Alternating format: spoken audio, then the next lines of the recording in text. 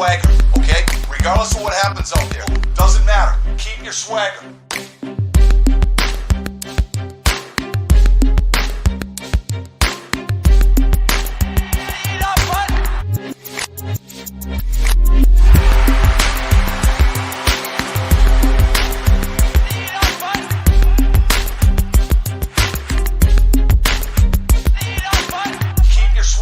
Hello, everybody. Welcome to the 5-Hole Fantasy Hockey Podcast. We are your hosts, TJ, Zach, and Raj.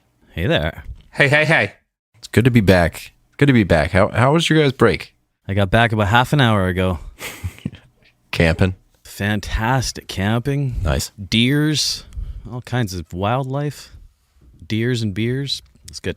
I sprained my right thumb a little bit ago, and I'm right-handed, so that's been interesting. Hell of a break. Well, it's time to get back in the swing of things. So we are 5-Hole. You guys can find us on Twitter at FHF Hockey. You can join the Fantasy Hockey Discord. Next week, we got the Dynasty series coming up. So these episodes we're going to be doing here, we're going to do like a year in review, just talking about the year as it's happened. And then we're going to dive straight into the Dynasty series, which actually is it's going to be fun. We do it every year. This year, we've got regulars coming back like Scott Wheeler, Mitch Brown, Tony Ferrari, Dave Hall, Will Scouch. Yeah, so that's going to be a lot of fun. We're going to be talking to them about No Way. Colorado just tied it up. No. I'm on a 2-minute delay here. I wanted to say something, but I kept it quiet. Yeah. Oh man. Yeah, so it's about 10:30 p.m. I'm running on like a 2-minute delay. So Zach, thank you very much for not the spoiler alert there. But last year we did top 10 takeaways, things we learned from this season. And we're going to do the same thing this year. We're going to look at the year in review. We're going to talk about the playoffs, if anybody's doing anything to their ADP for next year, whether it be, positive or negative. And then we're going to get into the top 10 lessons that we learned this year that we're going to take into next year. Let's get right into it. I mean, we're watching the Colorado Edmonton series right now. Game 3, 6 minutes left in the third. What are you guys like? This has been a good series, not for Edmonton, but it's been fun. Well, all I know is we just watched Leon Draisaitl miss a completely open net, and then less than a minute later of game time, the Avalanche score to tie it up. How large is that looming when we were just talking about if they lose this game, that's what everybody's going to see as the season. They're going to watch it all off season. Yeah. Just that play. Yeah, he's going to get shit on even though he's the only reason they're there in the first place. They're more than welcome to trade him to Philly. They should. Yeah. He's washed up. I'll take him. Evan Bouchard on the top power play. Fuck yeah. Which is epic. I'm really excited about that one. We've been waiting for a while, and what's Barrett got? He's got like 4 points in the entire playoffs. Which is crazy considering they've scored 1 million goals. He's allergic to points. It's I don't know. Oh yeah. What do you think about the New York Rangers Tampa series? That one's like, I know the New York Rangers are a good team, but I thought that this was just the year that they were like, okay, like we're serious again. But now they're in the conference final. Like I expected, maybe win a round. I did not see the second round happening. They're surprising me, is basically what I'm getting at. And now they're, giving Tampa a run for their money. What do you guys think of this series? What do you think of the New York Rangers? I'm actually super rooting for the New York Rangers. I hate that. Because I am too. I do too, but like it's so uncomfortable. At the same time, there's players on that team that I like. You know what I mean? Yeah. There's players on that team that I do dig. So, they came out, they beat Carolina, and in all honesty, I feel like Carolina they weren't going in the right direction going into the playoffs. They beat Boston because they were just straight up a better team than Boston. Boston couldn't hack it with, just one line trying to win an entire series. But the Rangers are scoring points. They're winning the right way, and I love the way they're playing Tampa Bay. And I'm tired of seeing Tampa Bay win. Me too. It does feel a bit Groundhog Day-ish. And Shesty. I like Shesty. Yeah, Raj, what about Shesty? He's doing just fine. He's going to lose to Vasilevsky and be proven as the second best goalie, but he's great. I had the Rangers making it this far and losing in 6 is what my bracket has. So I'm not actually surprised by the Rangers. I don't know why we all underestimated them, but then you look at their roster and they have a great team. I just hate it. That's the thing. And yeah, I've talked some shit about Shesty at certain times, but he's doing very good. I don't know why. I take it personally. I'm not a Rangers fan, but I'm taking it personally. I know people get upset about Shesty. He's very good. He is very good, and he's doing very good. I'll say that. He's won them a few games. I think even the game they just lost, he had like 50 saves or something like that. So he's good, but we have lots to talk about with goalies pretty quick here. So. Yeah, true enough. All right, other headlines. Most recently today, Boston fired Bruce Cassidy. Oh, man, Colorado's up. Are they? That just happened. Yeah, they're up now. Mikko Rantanen. Hot damn. 5-hole. Hot damn. Mike Smith just got 5-holed with 5 minutes left. Brutal. So anyway, Boston fired their coach today. They joined the Flyers, the Golden Knights, the Red Wings, the Stars, the Jets. Chicago, do they have a coach? They had an interim head coach. So did the Panthers, the Oilers, and the Canadiens re-signed Martin St. Louis for 3 years. So there's a lot of teams that don't have coaches, a lot of systems that are going to change. The only one that has hired somebody is the New York Islanders. They have Lane Lambert.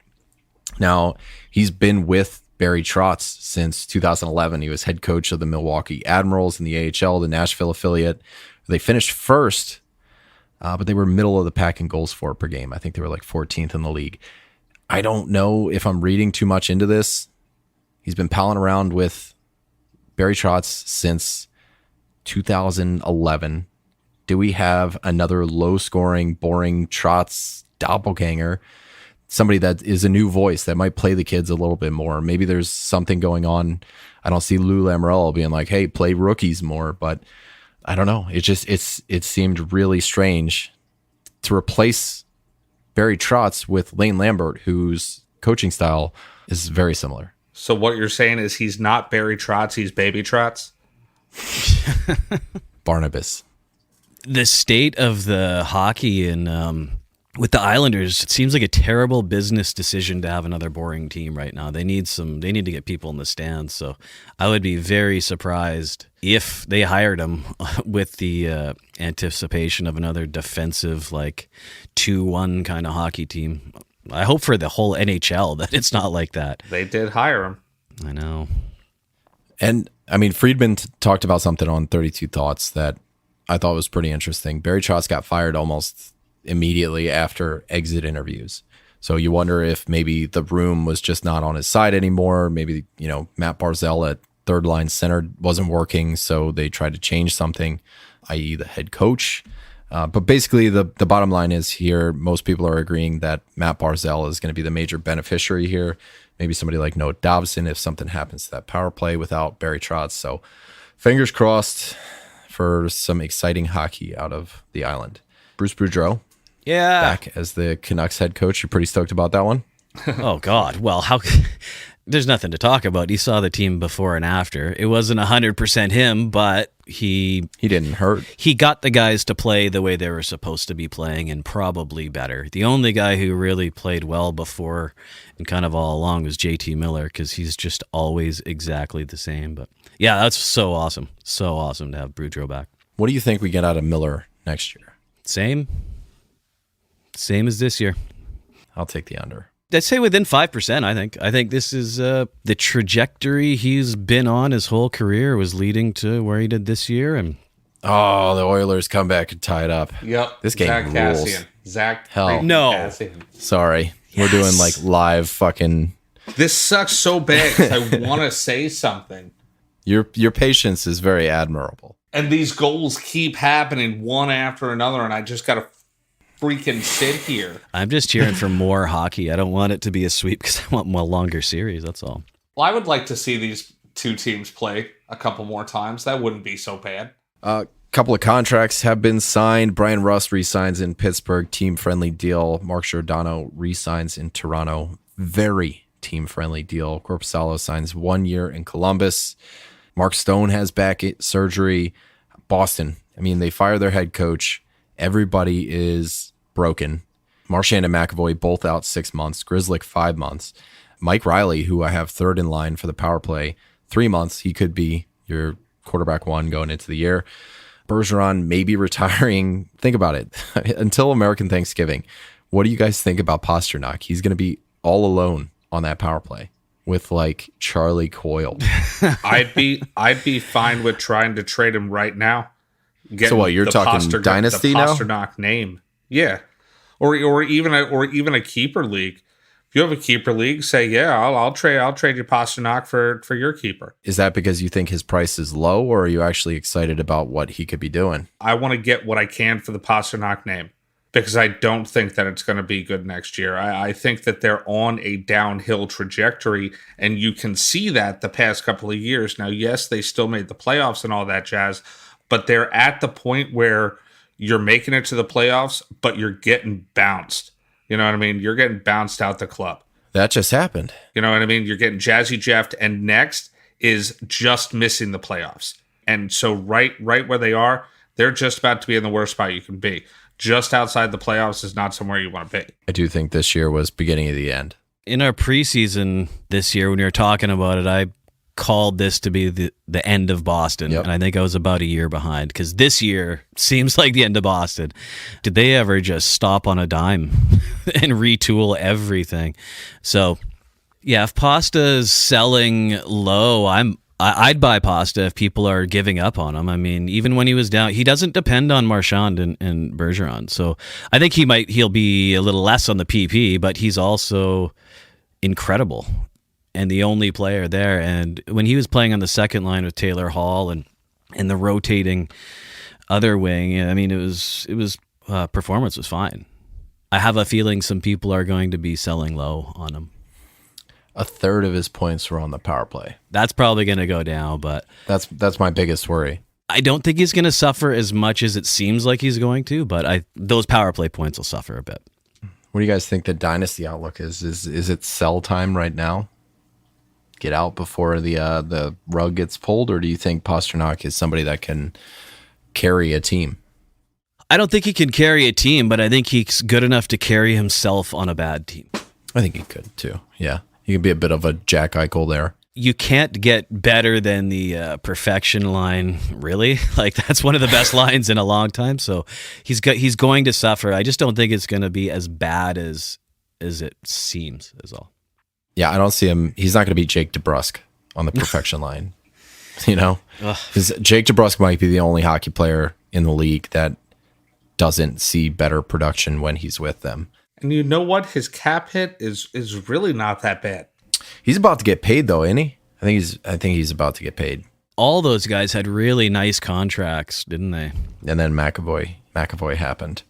All right, moving on. So Boston's kind of screwed. I don't know if they're going for Connor Bedard here, but this year Canadians get the first overall draft pick in Montreal, which is either rigged or poetic, and New Jersey gets another top 3 pick, which is either rigged or poetic. Bullshit. But outside that, man, these playoffs have been something else. Like Tampa-Toronto was an amazing series. Calgary and Edmonton was amazing. I'm enjoying this one, the Colorado-Edmonton game right now. Like this is a really good series. A lot of really good hockey. I think the only boring ones have been the Carolina games. Carolina, and I mean, you knew what was going to happen with the Colorado-Nashville series. That was just a foregone conclusion, the way Sutter put it, right? And if you are a wild card team, I sure as hell don't want to play Colorado in the first round because it's going to be a waste of 8 days. Yeah. I missed all of those games too. It was like I blinked and there was a point in the playoffs I actually had to think about who Colorado played in the first round because I couldn't remember. It happened so quick. They just had a first round bye. Oh, that's right. Felt bad for Saros. What did he get? Like one game? It was Rittich for a while. Yeah. I mean, maybe they would have gotten one game had Saros played, but I don't think so. 999 times out of 1,000, they get beat. Yeah, Colorado's looking pretty unstoppable at the moment. So we're not going to do like a full deep dive on breakouts and busts from this last year, but I wanted to know like who your biggest breakouts and who your biggest busts and maybe even bounce backs. So that sometimes I put with breakouts. I have Timo Meier here. That one's more of a bounce back than it is a breakout because we did see it before, but who was your biggest bust this year? How about all of Philly? particularly Carter Hart, obviously. But I mean, now why didn't I put that on the list? No, I mean, I think that's a pretty self-explanatory one. I think even I was high on Carter Hart, and he was looking so good, and the team as a whole. But obviously, I think there's better to come from Carter Hart. I don't think he's a lifelong bust, but it was a tough year. Better hope not. This team better not ruin him. Yeah, because I like his outlook, as did everyone, and I think he looked like he was legit and not just a hype machine. He seemed like he was really good.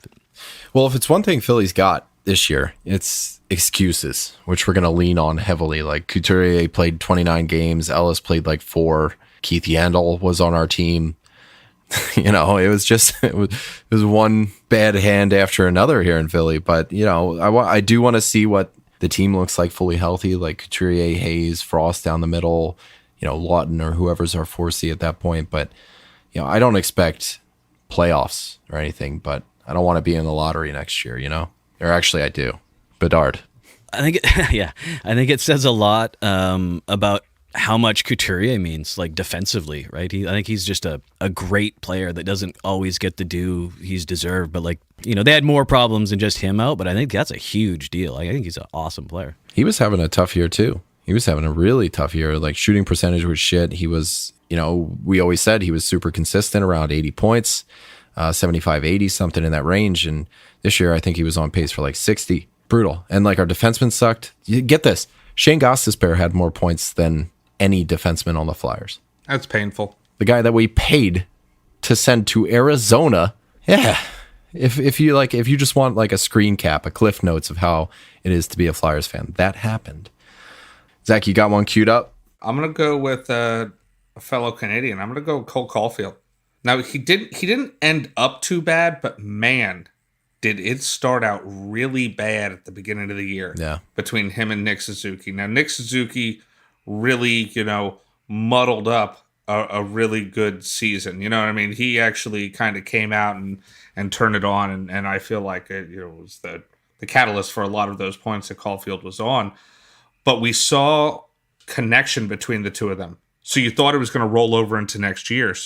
So I know that Nick Suzuki and Cole Caulfield they had to have been drafted often as a pair. You know what I mean? If you got one, you're looking for the other because you saw that connection, and it just didn't work out this year. So you have to think that Cole Caulfield is going to, you know, drop way down the boards. I could even see him, you know, possibly not getting drafted in some leagues. But, you know, I think that he'll actually be a good person to look at this year because you're going to be able to get him really cheap. And I think he'll bounce back. The nice thing about him, as soon as Martin St. Louis came in, he was an entirely different player. Like not even close to the same. Like the goals were unstoppable. At one point, I think he had like 11 goals in 11 games or something, just absolutely nutsy. But he really was. He was a different player.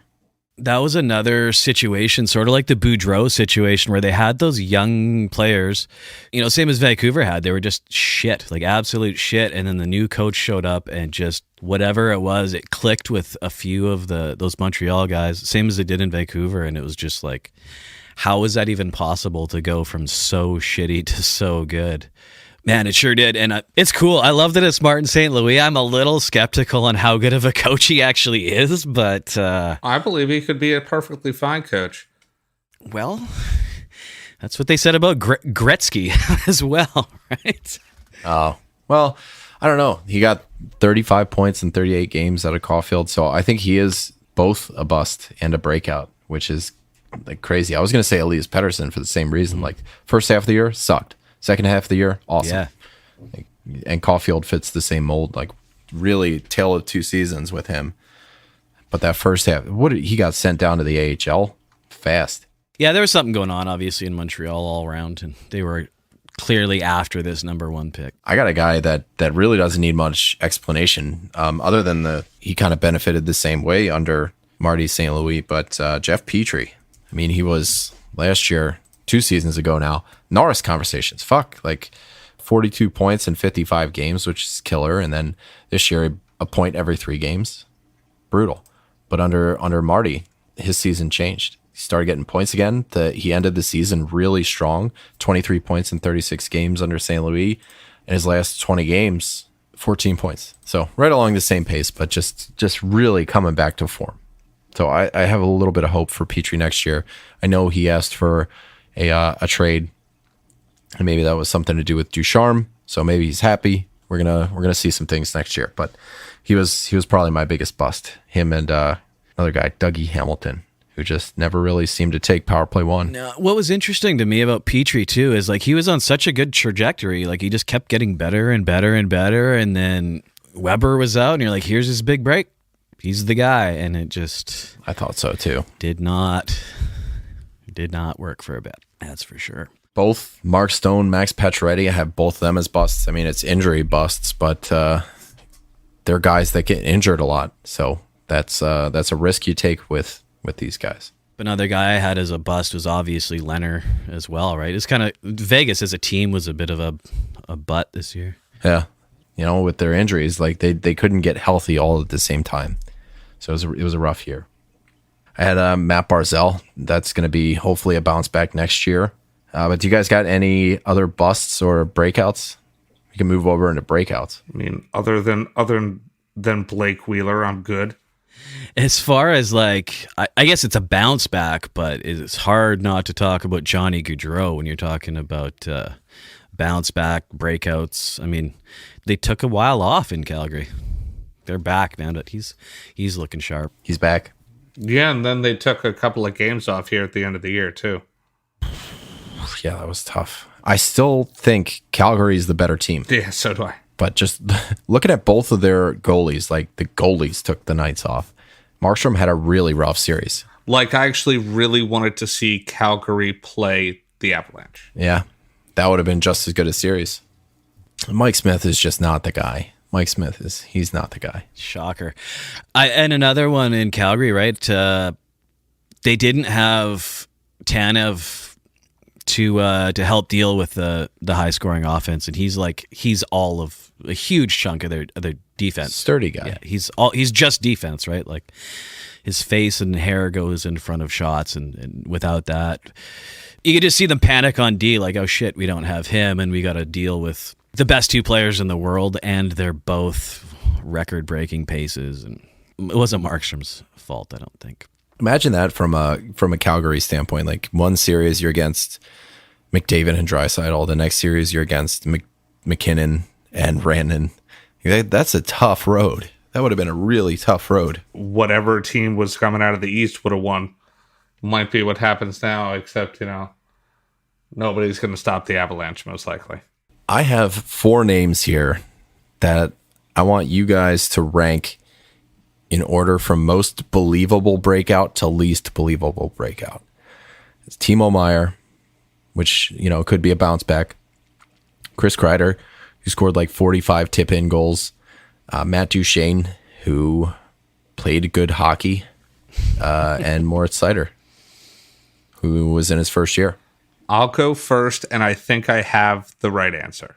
Chris Kreider, number 1, believable. Most believable? Yeah. Wrong answer. Yeah, I'm against you already. I'll put Timo Meier second, but I can't put him first because I still don't like Timo Meier. Big news if you But put I'll him put him second. But no, Chris Kreider. Chris Kreider has always had a really good shot, can score goals, and he has some help around him this year. So you know what I mean? It's taken, some of the pressure off. He can play his game, and he can play really fast with these young kids. I like that. So I'm putting Timo Meier at number 2, even though I don't like him. Moritz Seider at number 3, because I could believe that, any young player is going to have a breakout. But I thought Matt Duchene was fucking done. So, that's why he is number 4. Because it was the least believable. You could have told me, hey, this person you've only heard of twice, they're going to have a breakout this year. And I would have been like, okay. And somebody would have said, hey, Matt Duchene's going to have a breakout this year. And I would have said, I'll bet you, and I will hang him up after this year if that happens. I wouldn't have put money on that in the smallest amount. All right, Raj, I'm going to give you a shot at the right answer here. That was the right answer. You're welcome. Because we haven't heard it yet. I don't buy Kreider for second. He's not the 3rd best goal scorer in the NHL, regardless of who's on his line, I don't think. I'm high on Meier. Depending on how you want to rank it, I 100% believe Mo Seider is for real. Me too, yeah. I think he is one of the top 5D in the league going forward. I do. He was on a shit team and he did well. And he's not all points. Oh yeah. He's good at all of it. And Detroit's only getting better. So I'd put him maybe 1 or 2, but I put Meyer right up there as well. I'd put Kreider down at the bottom. So the right order is Moritz Seider, Timo Meyer, Chris Kreider, Matt Duchene. Chris Kreider had more power play goals this year than he's ever had power play points. It's awesome. I feel like him and Duchene all year. I was like, this isn't real. Yeah, Duchene was so low on my list, I forgot to even mention him as I was talking because he doesn't even deserve to be on a team, I don't think. I think Kreider's really good, Yeah. really, really good. And, having him here at 3 is not, I'm not saying he's bad or he's going to come crashing to earth or anything. It's just, I don't see 50 goals. No, I don't see 50 goals coming again, but he could score 40 goals. I don't see 40. He could score 40 for sure. 38. 26 of them were on the power play. Like, in all honesty, I thought that Matt Duchene retired until he started scoring goals. 40. He was the first 40 goal scorer in Predators history. And then Forsberg did it like right behind him. So they had 2 40 goal scorers this year, which has never happened to the Predators ever. Forsberg's going on the free agent market. So I'm a little worried about Yossi. But again, he's going to be he'll be the keystone to it all. He'll be the one. Everything goes through him. But that's who I got. So I like Seider, Meyer, Kreider, then Duchene. Yeah, I agree with that, 100%. So how about guys that are in the playoffs right now who have either found their way up your draft charts or down your draft charts? Zach, you and I both have Evander Kane on here, who's just been unreal. He's scoring goals left and right. Oh, wow. Yep, there it is, the sweep. Oh, well, no. I Crazy. think they're challenging it, obviously. Are they? Well, you got to. What are you going to do? He's trying to say his stick was above the crossbar, I'm guessing. It's the only thing he could possibly be saying. Which it doesn't look like it is. Oh, maybe it is above, actually. No, yeah, he tipped it out of the air. Mike Smith stopped it, and he put the rebound back. But they called it a goal on the ice, so my guess is they're going to stick with the goal on the ice. What a play. Is that Lehkonen? Well, speaking of guys who have done well in the playoffs. Lehkonen, yeah. Right? Pretty much everybody in the Colorado Avalanche. The only person I don't like going into next year or, Dynasty Outlook or something is just Andrei Burakovsky. He's been getting scratched left and right this whole playoffs. I think he's gotten scratched like 3 or 4 times now. Not good. I still think he's probably a top 6 option regular season if nothing changes. But if they're not relying on him now, and they got him healthy scratched, that's tough to. And I don't understand because he's awesome. He is good. Maybe really good. I don't know if he's not playing enough good defense or what the problem is, but Especially with Kadri being out, how would you not want that extra goal scoring? I don't get it. Now, I understand that JT Compher is playing fucking fantastic, too. JT Compher is, 3rd on the team in scoring in the playoffs or something like that? Colorado in the Stanley Cup. Tyson Barrie as stock falling as well. Didn't hit the top power play here in the last game of the Oilers season. He only had 4 points in 16 games. Not good. And they finally made the switch to Bouchard, so I wonder if that carries over to next year. Might as well. Yeah, that could be huge. Just a late round pick that could really help you in your redrafts. That would be incredible. What about up? Anybody else for up? So we, quick one over Evander Kane. I did say I had Kadri on here. He had a fantastic season, as everyone knows. You know what I mean? And then also was kicking ass in the playoffs until he got knocked out last game. We'll see if he comes back at all. I already brought up Shesterkin earlier. He's, number one, he won the Vezina. He is also currently beating the best goalie in the world. He's winning against Vazzy. We'll see if they stay like that. Last up for stock rising, though, I got Philip Hedl. Decent. He's been having unreal playoffs. I got Philip Hedl, and it's because of the playoffs, because he has really stepped up his game. And this is how I'll put it. And I'm not saying it's going to be, that in the future, but what drew me to Brian Rust in the beginning was every year I would see him play okay in the regular season, and he wouldn't really get put in the position to, achieve. He was always on the third or the fourth line. But then the playoffs, he would come out, they would put him with some different people. He would get, a different look, and he would just blow people out of the water. He was scoring goals left and right. He was getting points all over the place, and he did it like a couple of years in a row. Philip Hedl did the same thing. I mean, he only had, a couple of points and stuff in the regular season, was only seeing about 13 and a half minutes time on ice. And that's still all he saw in the playoffs. But he has 9 points in 16 games in the playoffs. That's half of what he had in the regular season. He has almost as many goals in the playoffs as he does in the regular season. That's big time. Yep. So he's really stepped it up. And I just like the way he's playing. Every time you watch these Rangers games, you're going to hear Philip Hedl's name a ton of times. Putting people into the boards. He's getting the puck away. He's taking these shots, and that's the whole thing. He's actually shooting at an 18.4% clip in the playoffs, which is kind of scary considering he has never done anything like that before, ever.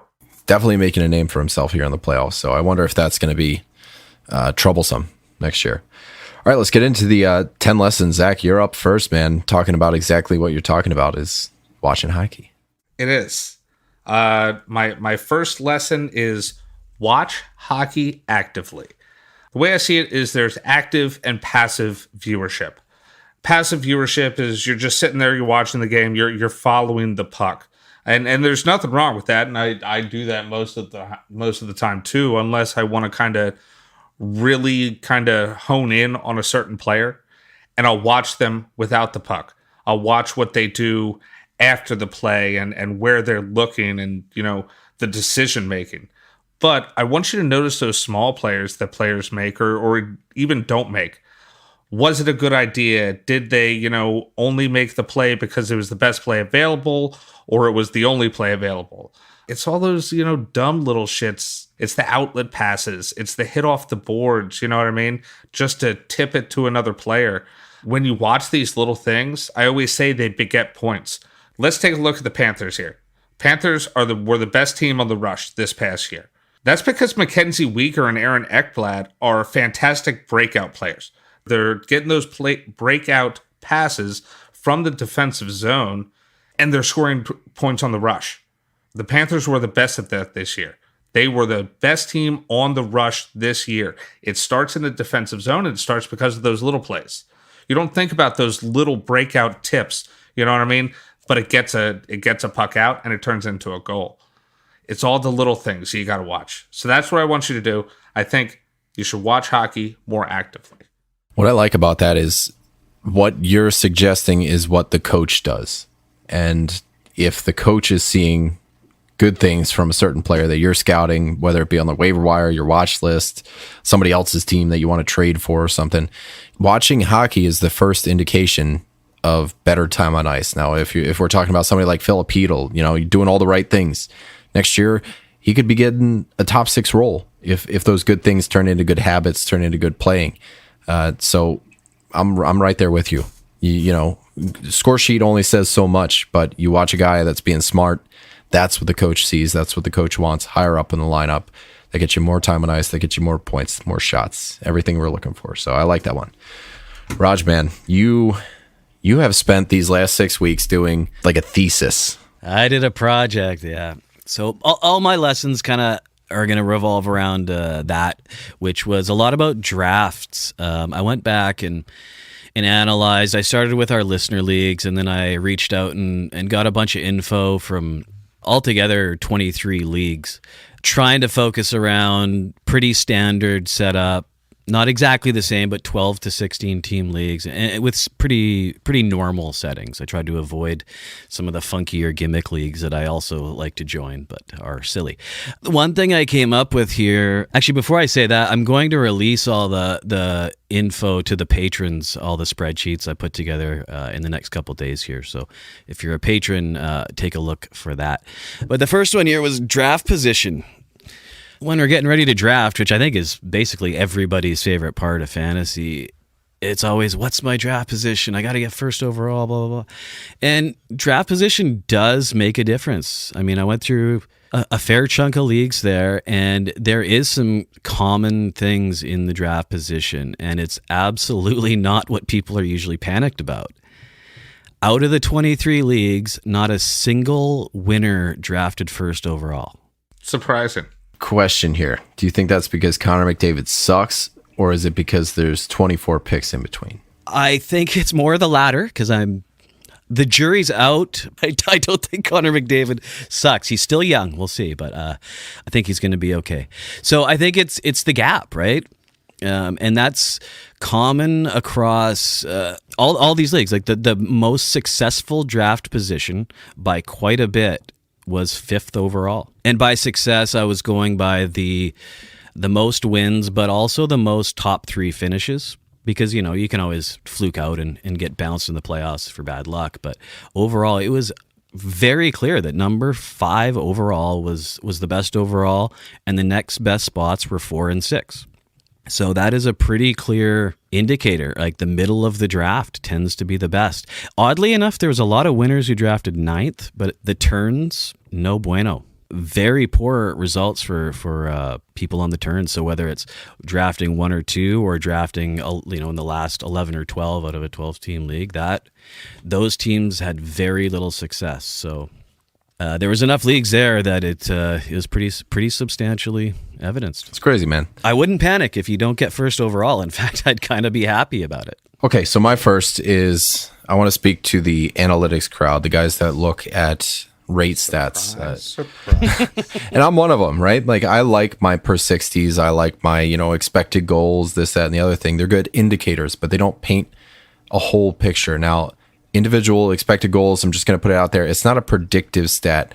It's a composite stat that you can use to explain past behavior. Now, expected goals could start to paint a picture for predictive. You can start to use it with a big enough sample size, but the time you get a big enough sample size, it's usually too late. So you can determine bad luck, good luck, but then, by the time it starts to even out, it's, 3 seasons down the road. So expected goals are good, but not great. So my lesson here is the per 60 stats don't mean shit unless you're getting time on ice. We're thinking about Jacob Vrana, a couple years ago in Washington when he finally got a shot uptick that was paired with more time on ice with some top power play time while Kuznetsov won on the second power play.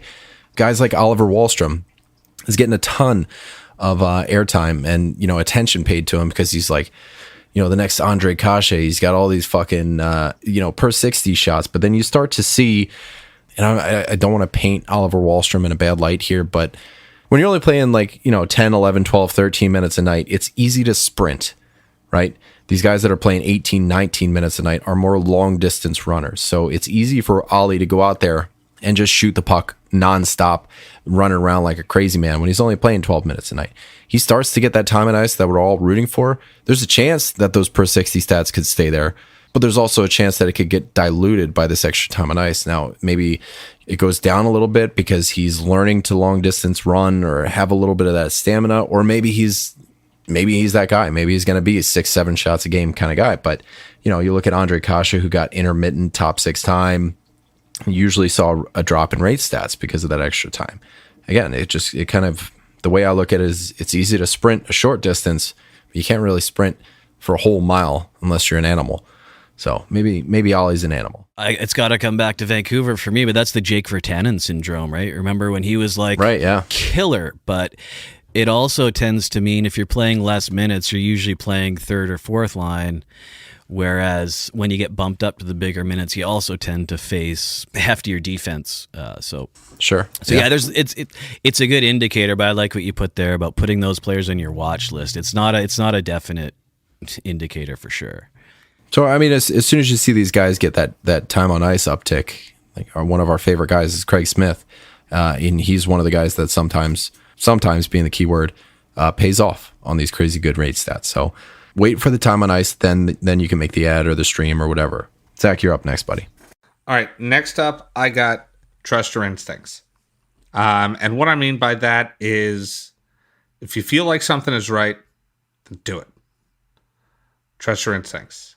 Like every year, I draft, players that you might say are not worth drafting. And it turns out they are. And if they're not, you drop them, whatever. Or players that, I might take too high for your opinion. If you want to go get somebody, go get it. Now, I'm not saying that you should draft Jason Robertson number 2 overall, but I'm just saying, follow your personal draft board. And that's kind of like even like my 2A here. Make a damn draft board so that you have something to go along with. Have a backup plan. That's what I mean by trust your instincts. Pick out players that you want to look at, the rounds you kind of want to get them, because something is going to go wrong. 100% of the time, you make a draft board for yourself, it's going to get fucked up. You think about when you want to draft a certain player and you try to stick to it, do it. And the whole thing is, I feel like it's one of those things. Remember like those multiple choice questions? Most of the time C would be the answer, but it's like they always said, hey, whatever you think your first thing is, pick it. Because when you go back and you change C to B, you're going to be wrong. Gut instinct, yeah. So a lot of times, like, I'll take like the numbers into account and I'll take everything into account, but there's just some days where, you're like, you know what? I think Zach Stanford's going to get a fucking goal today. I don't know why. I'm picking up Zach Stanford. Some days you're gonna text me in the middle of the night that Kubalik's gonna get 4 goals, and then he does. Yeah, and then he does. Yeah. It happens.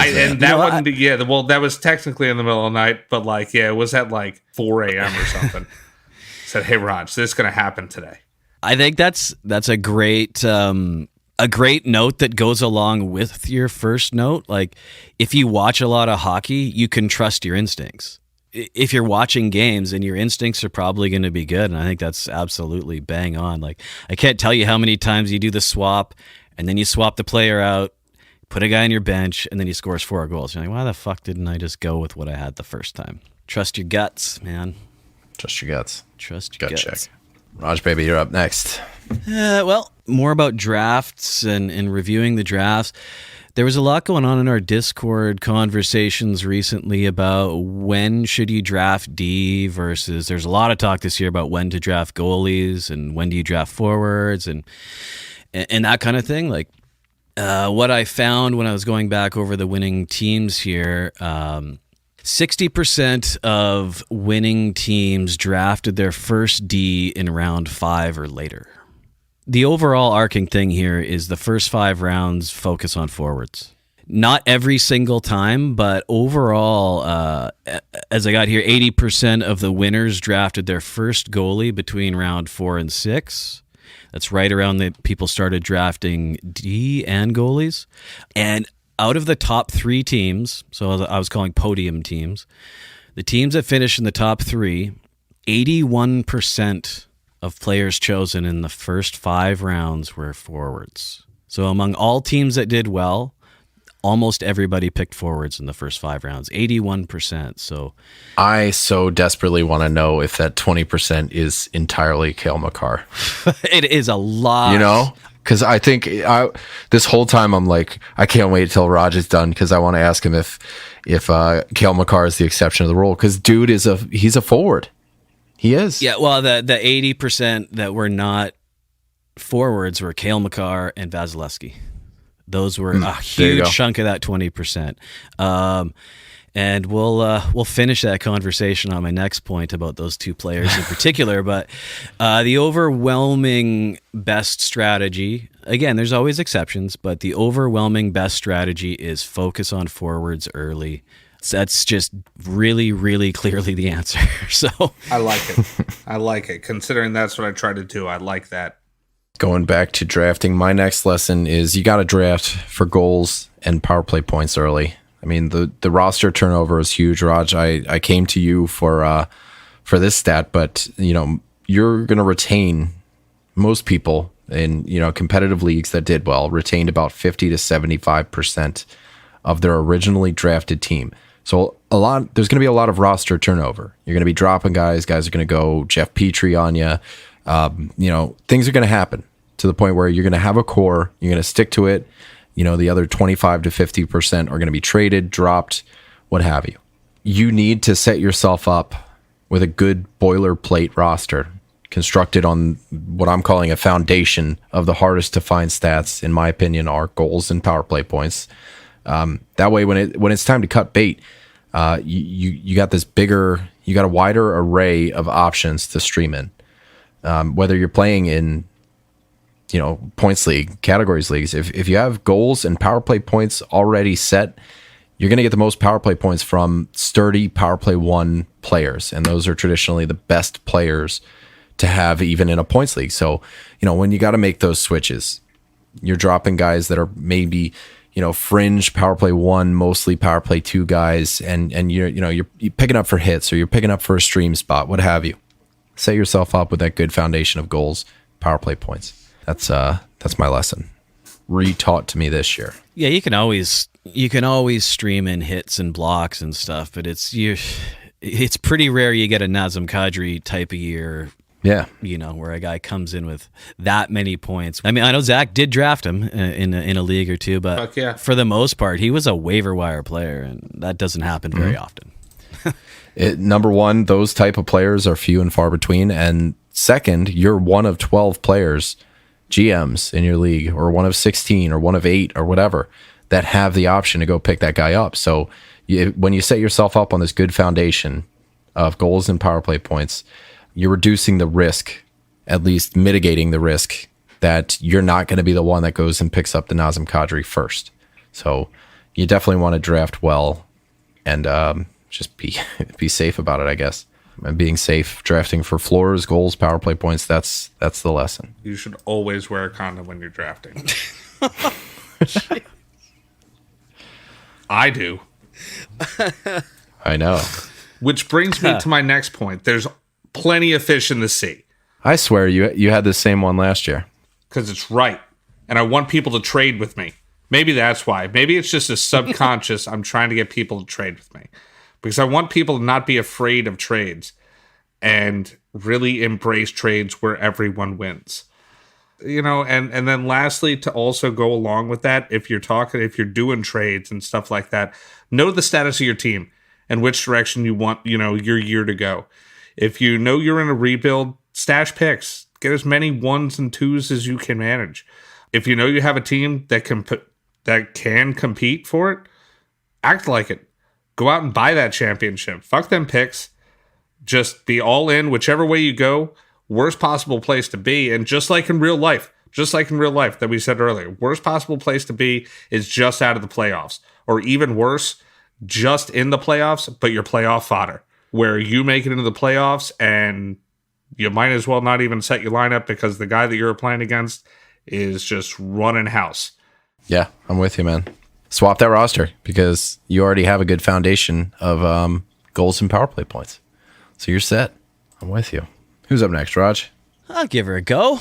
Yeah, the one thing we've been talking in and around it a bunch already, but it goes along with directly hand in hand with the earlier point I made, but the best players are not usually necessarily the answer. Like, you can kind of assume, I already said, no one who drafted first overall won, which basically means no winning team with Connor McDavid on it. And then you see Draisaitl was on a couple of winning teams, but he was going in the 2 to 4 slot. And as you get closer to the middle, guys like Matthews, McKinnon, who are taken more in the 3, 4, 5, 6 range, they showed up on winning teams. And this is one thing I am going to release. I need to do a little more work on it, but I went through the top about 100 players, went through and saw how many winning rosters they actually showed up on. And man, yes, no McDavids, but the winningest, most successful players this year among all these leagues were those round 2, 3, 4, 5 steals, like Jake Gensel. JT Miller was huge. Zibanejad was huge. And then one that we've kind of got shit on in the playoffs, but Burakovsky was on the most winning teams of any player that I went through, which he is the type of guy that you need to look for, though, right? Like, is he depth, right? And that's where you make up your difference, right? Like, I got JT Miller in like late 4th round sometimes, and he ends up in the top 10. Same as Jake Gensel always gets faded for some reason. When it came to D, it's just you got to avoid that hype. You got to avoid the fucking Vasilevskis. You got to avoid Cale Makar. He's probably the best D in the league, but he's also the most overhyped D in the league. He was on zero. He's expensive. Yeah, that's a better way to put it. He's expensive. Victor Hedman, on the flip side, was on the most winning teams for defensemen. So was Dougie Hamilton, which it's just how weird. Is that just is that just a fucking coincidence, Raj? It's gotta be. It's gotta be just a one of those freaking outliers. I see you have all these believable names on here, and then you have Dougie Hamilton. Yeah. How? That's just the numbers. That's exactly the kind of one where you need to be paying attention to hockey, right? Because by the numbers, just the stats I was looking at, he's in the top of the list, but not because of him. That was despite him. He had 8 power play points all year long. Yeah. But guys like Letang, who go far later because everyone thinks he's old and he just does the same shit every year, gets very little respect for it. And then, of course, Mo Sider, because he was incredible and... because he was not drafted at all. Exactly. And people got to pick him up for free and get a ton of points. Yeah. And then for goalies, it was the same thing. It was the middle of the road goalies who were pretty predictable, but don't go for the Shesterkins, don't go for the Vasilevskis because you're going to overpay. But it was Demko, it was Jari, it was Saros.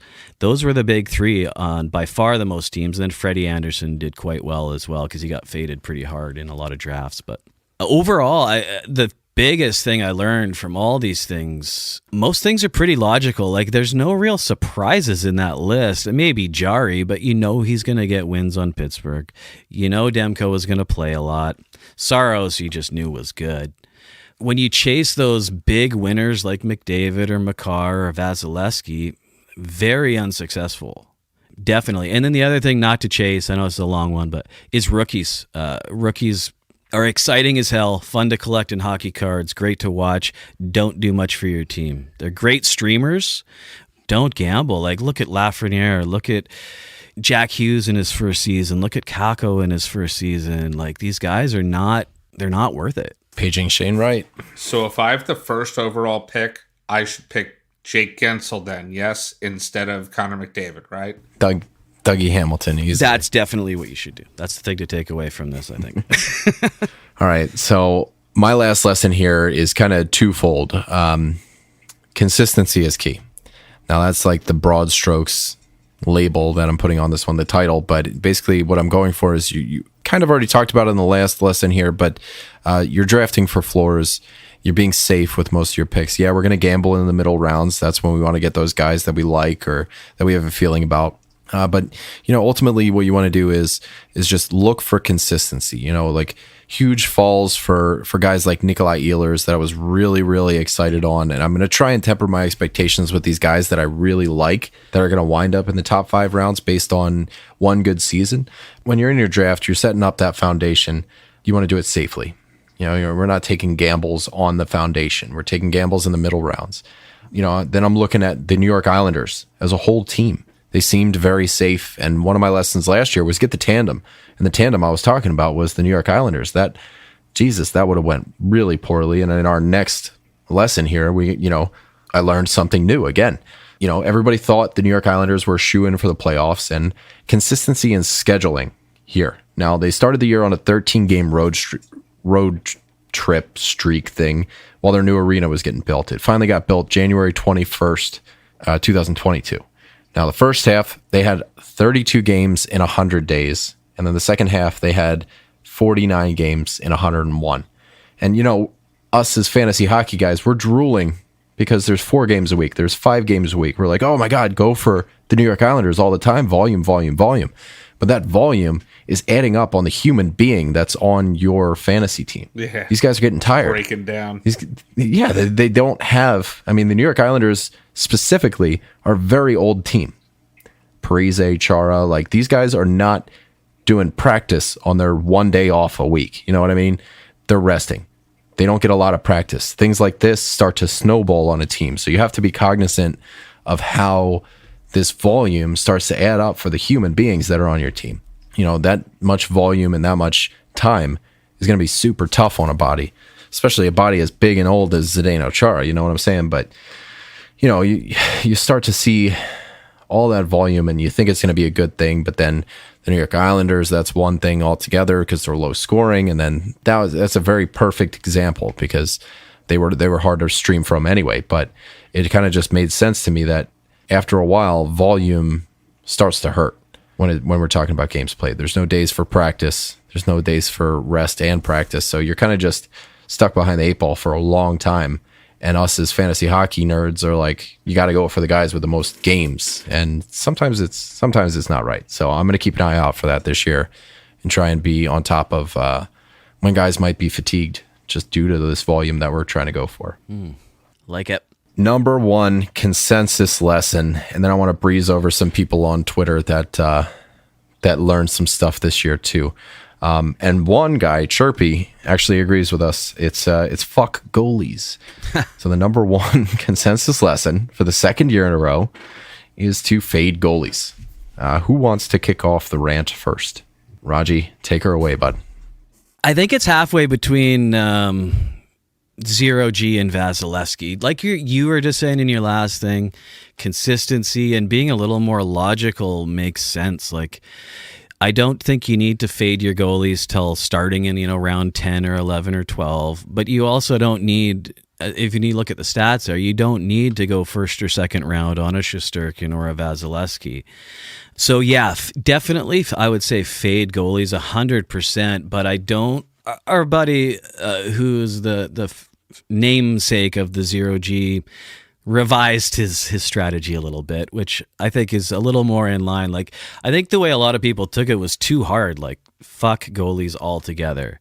In terms of the Zero G status, we were kind of all rough estimating, like after round 10 for goalies, we'd consider Zero G. Nobody, I think one person won out of 23 leagues who took that strategy.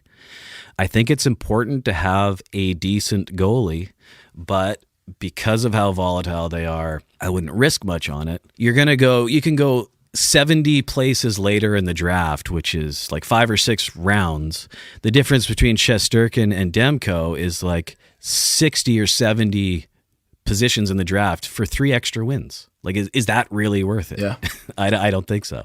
And in fact, after what we've been talking about, I know it's not. Oh yeah, I did I took our top 10 goalies in 5-hole leagues and broke them down, got averages there. On average, so I want to say this, 9 out of the top 10 goalies in our 5-hole leagues had more than 30 wins, and none of them played less than 52 games. So going back last year when I said, just get the tandem, and me saying that, if you go back and listen to it, it was mostly just frustration with goalies. Like, I didn't want to think about it. I just wanted to take a team's goalies, plug them in, and forget about them. I'm looking at 4 of our top 10 goalies going past pick 100. That's Markstrom, who was finished third in our leagues, Jari, who was 6th, Demko 7th, and Bobrovsky 10th. So I think the important thing if we're doing the fade goalie 0G strategy is we're finding this value. We're finding goalies that are gonna play volume. On average, between these 10 goalies, they had 58.3 games played, 35.4 wins, a .921 save percentage, which is going to be hard to draft for. You can draft for volume, but the save percentage kind of hit or miss. ADP, 69.03 ADP for the top 10 goalies. So we're looking at right around that round 7 mark, I think is where we need to adjust the 0G line. At least on the 5-hole podcast here. But, fade goalies, I'm aiming for around 7-ish and trying to find value. Like, there's going to be a Markstrom next year. There's going to be a Jari. There's going to be a Demko. There's going to be a Bobrovsky. And it might even be these 4 goalies based on the performance in the playoffs for Markstrom. Bobrovsky might just get faded again. Probably not. But, Jari, Demko, they might go past around pick 100. Who knows? Finding that value is important. My whole thing with the 0G concept and fading goalies, which I am all for, is that doesn't mean that you have to pick no goalies. That doesn't mean you have to have Casey DeSmith and Brian Elliott as your two goalies on your team. That's not what fading goalies means. Right. It just means not using your first couple of picks. You're not using your first or second round pick. Like, all of you that drafted Connor Hellebuck in the first round or second round this year, how'd that work out? You know what I mean? That's exactly what happens. How many times, TJ, this year did I pick up a win just off the waiver wire? More than zero. Now, I'm fine with having Brian Elliott, but okay, so you're telling me Brian Elliott is going to play for, he's playing on the Lightning, and then he's going to get the Columbus fucking Blue Jackets? Yeah, I'm down for that stream. That's how you can get your wins. You can have, like, your main goalie. You can draft Thatcher Demko at 102.9. You can draft, you know what I mean? You can draft him 103rd overall and then fill in some stuff. Or you can still have your two goalies, at least two starters, and then fill them in. I can't tell you how many umpteen times I actually probably picked up more goalies this year than anything. And I was stashing wins. And stuff like that because you can pick good matchups. They're out there all the time. So the marquee goalie pickup this year was Ville Husso. And let's go back to the playoffs here. Ville Husso really struggled. Jordan Binnington did very well in a small sample size, got taken out by injury, and then threw a water bottle at Nazem Kadri because God told him to. But what do you guys think? What's the duality of Husso and Binnington next year? Like there's going to be a question mark there. I think if we pick the right goalie, because of this question, I think both of them might go late. And if you get the right one, I think right there is where we start value. Don't they have to make a decision on Binnington? I think he's still locked in. Okay. I think he is. Yeah. I think right there is where we kind of start to value goalie talk. Yeah, and it does depend on the league too, right?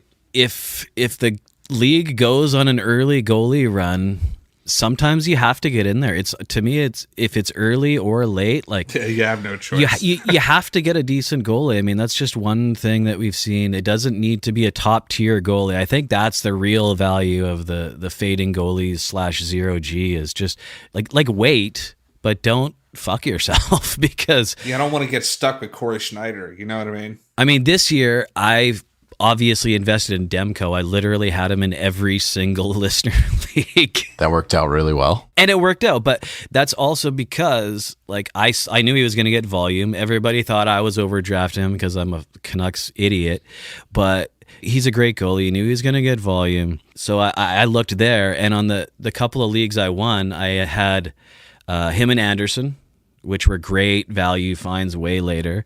And then the other league that I won was Demko. And then I had Mike Smith, which I got later, which I subbed out for Husso. Mike Smith had a fantastic end to the season, though. He had a bunch of... Yeah, I actually got him back at the end of the season. He had a bunch of shutouts and shit at the end of the year that were right during playoff time. That was clutch. Yeah. The round isn't as important as just being aware, make sure you get somebody decent, and then you can probably find your second goalie on the wire, or get somebody decent that's you're going to plan on subbing out because there's going to be a Ville Husso, there's going to be, maybe it's always St. Louis, there's going to be a Binnington, there's going to be an Ottinger who's going to show up, right? So yeah, just don't waste your capital. I love him. I like him.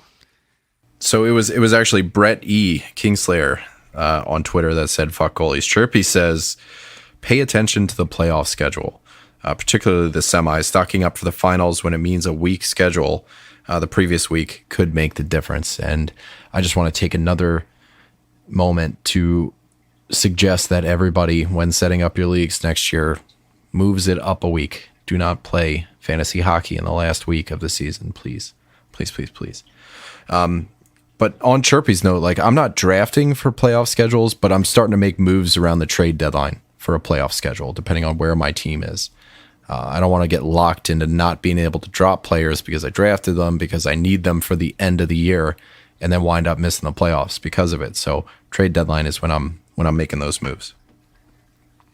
Yeah, and even there, I would say, as boring as it is, just don't overdo it. I saw some people this year, destroying their teams to get, to maximize games played, but at the expense of dropping some pretty good players. So I think with any of these things, like keep your head on straight at the same time is whatever advice you're taking. Like also, as Zach said, watch some hockey and pay attention to what you're doing. Right? That's pretty important. Turns out that watching hockey might actually help you play. It's crazy. Yeah, it's good for your fantasy hockey season. Yeah, crazy. It's good for your, your team. Literally, there's free homework on every night. All right, TJ Stats says that this year taught him that Jason Robertson and Rupi Hintz are two of his favorite players in the league. So that makes sense. Just Ben has something to say about Zero G that we kind of outlined here. You can't take it to the extreme, right? You can't draft goalies your last 2 rounds of the draft just because you'd rather have like Andre Burakovsky in the 13th, you know? So like be smart, find your value, go mining for goalies and take them when it makes sense. There is a threshold for value. And you know what? Just because we haven't said it, it's probably obvious, but pay attention to the amount of goalies taken in your league. If you're in a 12-team league and everyone takes 2 goalies, you know, that's a lot different than if you're in a 12-team league with 3 goalie starters where you need 3 because all of a sudden you're crossing that threshold of getting into having to have backups and tandems and stuff. So I think that's a really big part of the goalie situation is like how many total goalies are getting picked in that league. And what's the weight? What's the weight of goalie scoring, right? If like goalies are super important to your league, 0G is kind of a swear word. You don't want to say that shit. Like you need goalies because they are that big of a part of your league. Yeah, and then you're left with a bunch of crap. And there's that guy that drafted 4 goalies, and you have to go groveling. Oh, man. Like, you know. Please, sir, I want some more. I have some more goalies. Or like in Heinze's league, he had a guy pick up like 5, what was it? It was like 8 goalies. He maxed out his goalie spots just because he was an asshole. And then just sold them off, I'm sure. No, he just held on to him like a dick. Oh, well, that's even worse. He didn't do shit with him. Yeah, he was like, well, maybe I want to keep Eric Källgren. You know, maybe I want to keep him.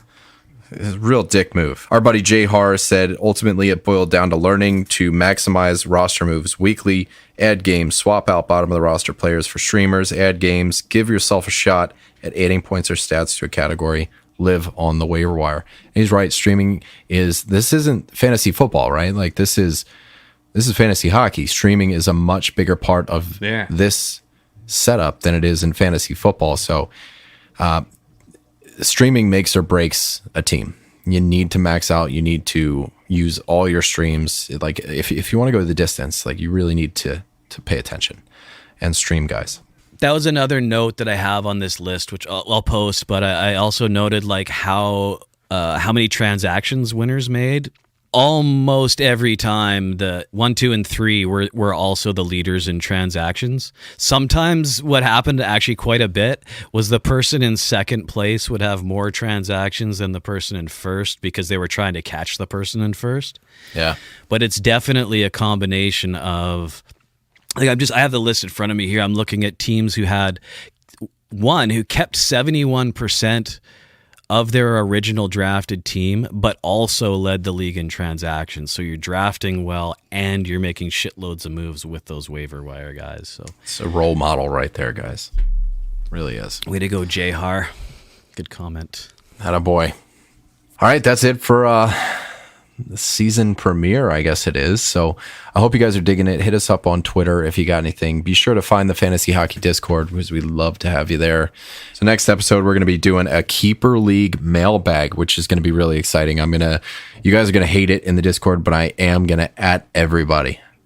So get ready for that. I'm sorry about the one notification that you're going to get. But the news. I am taking all Keeper League questions. If your Keeper League, runs until like you don't have to set your keepers until right around the draft, which is the way it should be. Yes. Based on trades or anything. If you already have your Keeper Leagues locked in, talk to your commissioner because I don't like that. But yeah, hit me up with your Keeper League questions. If you got 9 guys that are worth keeping, but you only have 7 spots, you're the kind of people we want to talk to. Send in your questions to us at FHF Hockey. Do it in the Fantasy Hockey Discord. We're also going to be looking at our rankings lists and seeing what went right, what went wrong. And then we're going to be doing the Fantasy Hockey Awards, the Fantasy Heart, the Fantasy Vezina, things like that. So Raj, I know you're really excited about that one. So look forward to that. We're going to be hitting you back on Thursday. We'll catch you next time. We love you. Love you. Love you.